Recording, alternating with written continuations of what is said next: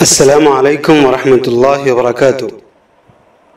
میں تنویر خالد حاضر ہوں آپ کے ساتھ عربی سیکھیں سلسلے میں مفتاح العربیہ حصہ اول کے 19ویں سبق الدرس التاسع عشر کی مشقوں کے ساتھ۔ مشق میں ابھی ہم مشق الف میں ہیں، بہت آسان سی مشق ہے۔ صحیح اور غلط جملے کو پہچانیے۔ تو جملوں کے اعتبار سے یہ درست اور صحیح اور غلط جملے کو پہچاننا نہیں ہے، بلکہ معنی کے اعتبار سے۔ اس لیے آپ کو اختیار ہے کہ ایک جملہ جسے میں غلط کہوں اسے آپ صحیح کہہ سکیں، جسے میں صحیح کہوں اسے آپ غلط کہہ سکیں۔ یہ ہر ایک کا اپنا تجربہ، ہر ایک کا اپنا انداز ہے۔ ہم یہاں پر صرف ترجمہ کر لیں گے اور صحیح اور غلط کی نشاندہی کچھ تھوڑی بہت ہو جائے گی، نہ بھی ہو تو بھی چلے گا، آپ خود ہی کر لیجئے گا۔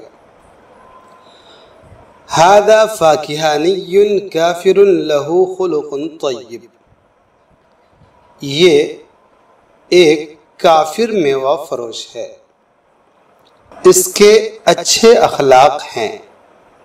اب اسے صحیح کہا جائے غلط کہا جائے، اخلاق کا تعلق کفر و اسلام سے نہیں ہے، اس لیے ہم یہ بھی کہہ سکتے ہیں کہ صحیح ہے۔ اور یہ بھی کہا جا سکتا ہے کہ سب سے بڑا اخلاق جو ہے وہ اللہ کے ساتھ اخلاق مندی ہے، اس سے کافر خالی ہے۔ اس جملے کو ہم غلط کہہ سکتے ہیں۔ ہر ایک کا اپنا اوپینین ہے، ہر ایک کا اپنا تجربہ اور اپنی رائے ہے۔ هذا فاکہانی مسلم لہ خلق سیء، یہ ایک مسلمان میوہ فروش ہے، اس کے برے اخلاق ہیں۔ غلط، مسلمان کو اخلاق مند ہونا چاہیے۔ الخلق الطیب ضروری للتاجر، اچھے اخلاق تاجر کے لیے ضروری ہیں۔ یہ بہرحال صحیح ہے، اس میں کسی کو اختلاف کی کوئی گنجائش نہیں ہے۔ الامانۃ غیر لازمۃ للتجارہ، دیانتداری بزنس کے لیے ضروری نہیں ہے۔ یہ غلط، اس میں کسی کو اختلاف نہیں ہو سکتا۔ دیانتداری ضروری ہے، تجارت کے لیے لازمی چیز ہے۔ هذا التاجر الامین محبوب، یہ دیانتدار تاجر پسندیدہ ہے۔ بالکل صحیح ہے، جو بھی شخص دیانتدار ہوگا وہ لوگوں کی نظر میں پسندیدہ ہوگا، لوگ اسے اچھا جانیں گے۔ هذا التاجر الامین غیر محبوب، یہ امانت دار تاجر ناپسندیدہ ہے۔